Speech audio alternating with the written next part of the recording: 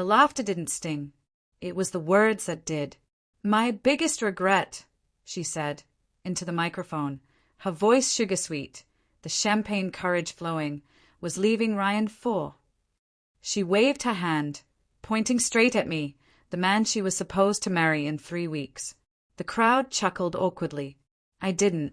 My glass stayed raised, my face an unbreakable mask. But inside, something shattered. Not loudly, no, just a soft crack, like glass under pressure. That was the moment everything died. The wedding, the future, and the moment I knew what I had to do. I met Claire 3 years ago. She was the type of woman who burned bright enough to blind you to her imperfections. She could walk into a room, and the very air seemed to shift with her presence. Back then, she was vulnerable, still licking her wounds from a messy breakup with Ryan. He was reckless, a charmer who destroyed things faster than he built them. She swore she wanted stability, someone who wouldn't play with her heart. I gave her that. I gave her patience, trust, loyalty. I gave her the future she promised she wanted. I believed her when she cried in my arms, telling me I saved her. But that's not how betrayal works, is it? It doesn't cut like a knife. It festers inside, slow, deliberate, like poison seeping into your veins. At first, it was nothing. A little change in her tone when she said Ryan's name, a quick deleted message. The way she lingered on memories with him, turning them into lessons, even though her smile betrayed something else. I told myself it was nothing.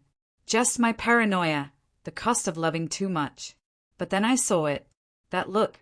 She didn't think I was watching. She was staring at her phone, her lips curling into the kind of smile I hadn't seen for months. One night, she left her laptop open. The message thread was a scar that bled out in front of me.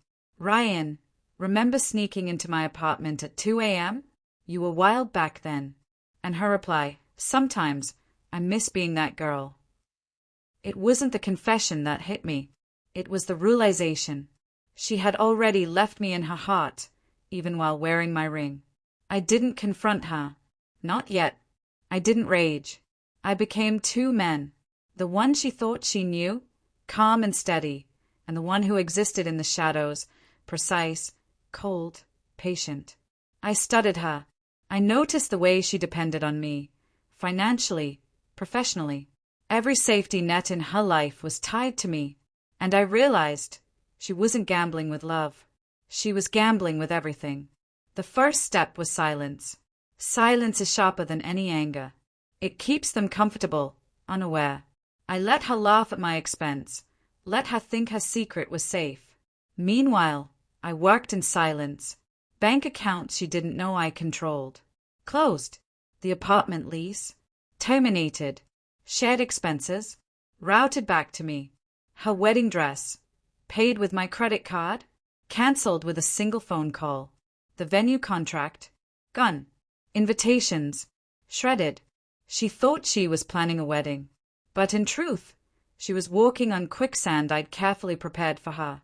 But it wasn't about the money. It was the social destruction I orchestrated. I subtly let her parents know I had doubts. I planted seeds with her maid of honor. A small hesitation. A whisper here, a suggestion there. By the time I was done, I had already robbed her of the people who might have stood by her. The night of the rehearsal dinner, I let her walk in, radiant, thinking tomorrow she would marry me. She wore white, smiled, laughed, kissed my cheek. I stood, glass in hand, calm, and I made my announcement. The room went silent. There won't be a wedding tomorrow, I said, voice unwavering. Claire still belongs to Ryan, and I don't marry someone who regrets choosing me. Gasps. Fox hit plates. Claire froze, her face drained of color. That's not true, she stammered, searching for someone to support her. But by then, the support was gone. I'd already taken it. Her father avoided my gaze. Her mother shook her head. Friends exchanged whispers. I handed her the laptop, the printed messages like evidence. Her own words staring back at her. Her world cracked apart in real time, and I stood there, unmoved, the executioner without a weapon. She begged me. Later, privately, she begged. Told me it was harmless, that she was scared, that I meant more to her than Ryan ever could. But I had already killed that version of me. The man who trusted her. The man who believed in us. I walked away. No slammed doors. No shouting. No looking back. Because revenge isn't fire. It's ice. It doesn't roar. It freezes them in place, making them watch as everything they built crumbles. Ryan never took her back. Her parents cut her off. Friends chose silence over loyalty. Last I heard, she was living in a cheap rented room, working a job she once deemed beneath her.